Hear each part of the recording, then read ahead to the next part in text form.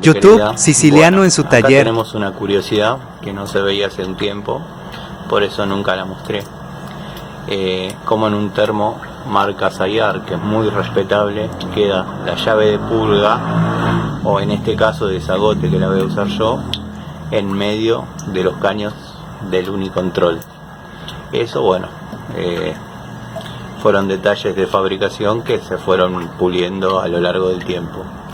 Me gusta la idea de que la llave esté de frente, porque, o sea, cuando lo que uno trata de hacer cuando uno lo instala es que el unicontrol quede de frente, y esta llave generalmente queda de costado por acá. En este caso, bueno, no hay problema, pero en algunos casos queda chocando contra la pared sin ningún tipo de acceso.